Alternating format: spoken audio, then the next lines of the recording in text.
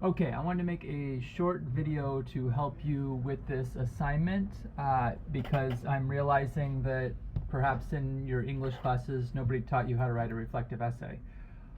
So I want to make sure that you are clear on this assignment so that you do a good job in order to learn the materials, but also that you get the kind of grade that you're hoping for, because maybe that wasn't clear in the instructions. So I want to try to make that as clear as possible. So I made a grading rubric to kind of show you the difference here of what a good paper would be and then kind of papers that are struggling. So the goal of this paper is to write a narrative essay that has a main point, is well organized, and addresses the prompt. You will need to interview individual members of your family and then show how each of those contrast with each other, or if maybe a couple agree with one principle and disagree with another. And you want to show how those have different perspectives from each other, and then including your own. So you're trying to get this idea of how do people think about it, actually. So not abstractly, but you're actually family members. If you don't have any family members to interview, you can interview your friends. The other part of this is you need to reflect back on 2 or more educational experiences. Be very clear about those. You say, like, in 2nd grade, I remember learning about, or in high school, we talked about, right? And then talk about that. And then you want to contrast those and compare those and think about how this informed your beliefs. Now, on the other side of this, what I'm kind of getting so far in students that are submitting assignments is that you're submitting notes, right? So it's like a vocabulary list. And those look like things that I Google search and I find the same answers. And so that's definitely the wrong thing to do. That's not a narrative essay at all. Or you wrote about family as an abstraction, so you didn't refer to any members of your actual family. You didn't say dad, mom, cousin, right? You just kind of referred to everybody as always agreeing on everything at the same time. We all know that's not true.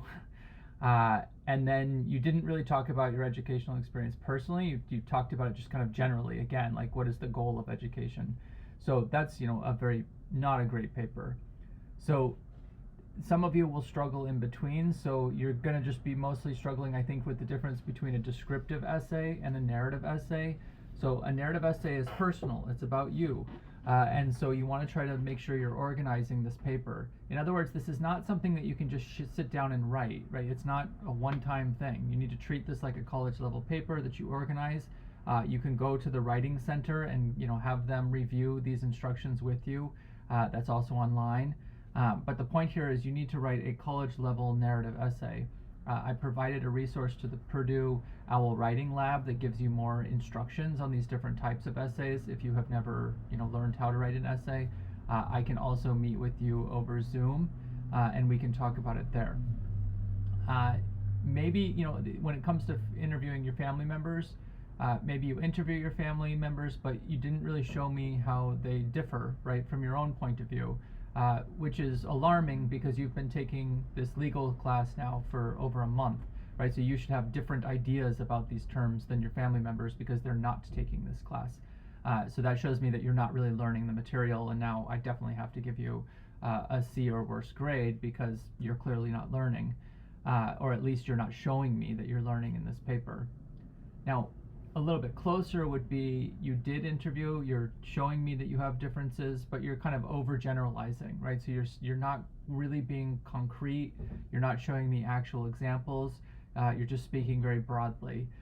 That's better than not making these contrasts at all and not talking about your own experience at all, but that's still not quite as good as being very clear and concrete and organizing this paper to show me that kind of logical progress. And then finally, the same principle will occur with reflecting back on your educational experiences if you overgeneralize. And overgeneralizing means you say things that, there's a bunch of different ways you could think about this, but in general, you just think about this as you're making these big, broad, sweeping claims, right? So it's like, I learned that law is fairness, right? It's like, great, but you need to tell me what does that mean to you? How did that work out in your 8th grade classroom? Right, so how did you talk about that? What was the conversation you were having? Were there examples?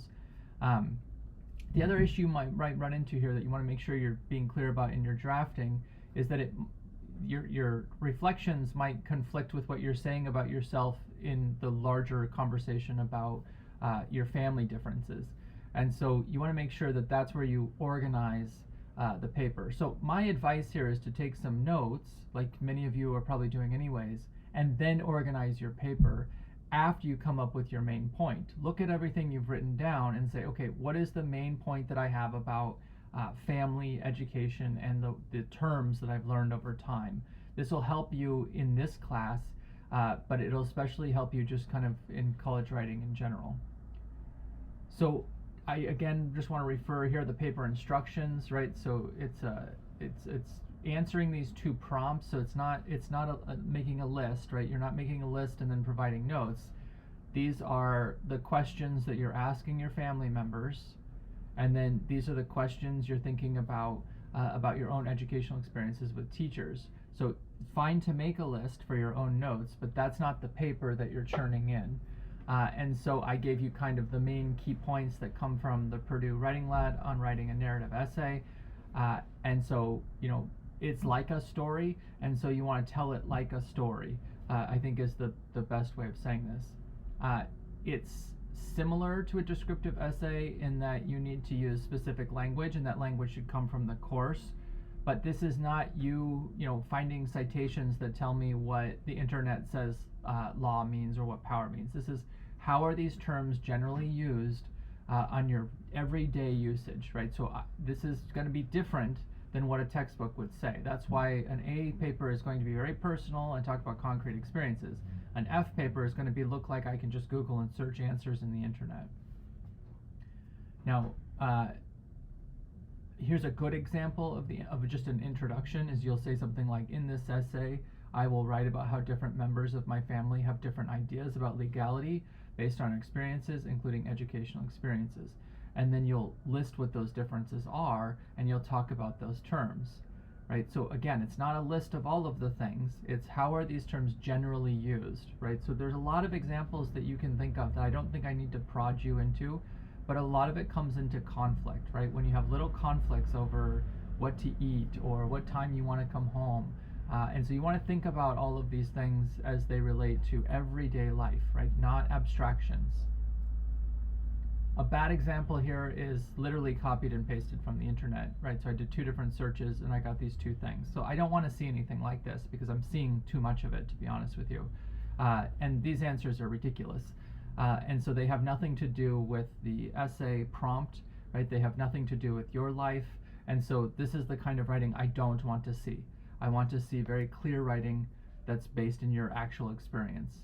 And so what this paper is doing, what your grade will reflect, whether you're able to do this, right? Sometimes you try and you still get a grade you don't like, but that's what college is about, is that I'm looking to see, can you organize a college essay around your narrative of legality?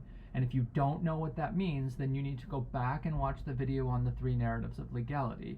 And you need to kind of look at your notes over the last month and try to really figure out what is the professor asking me? What am I asking you to do here? About what is your story about law. You need to be able to contrast your belief from others. This shows me that you are engaging with this concept that law is not one thing, and that not everybody is going to agree on it because we all have different experiences and we have different belief systems. And so you're going to start to show me how to do this in this essay. You really should be referring to course materials in any essay you write in any college classroom.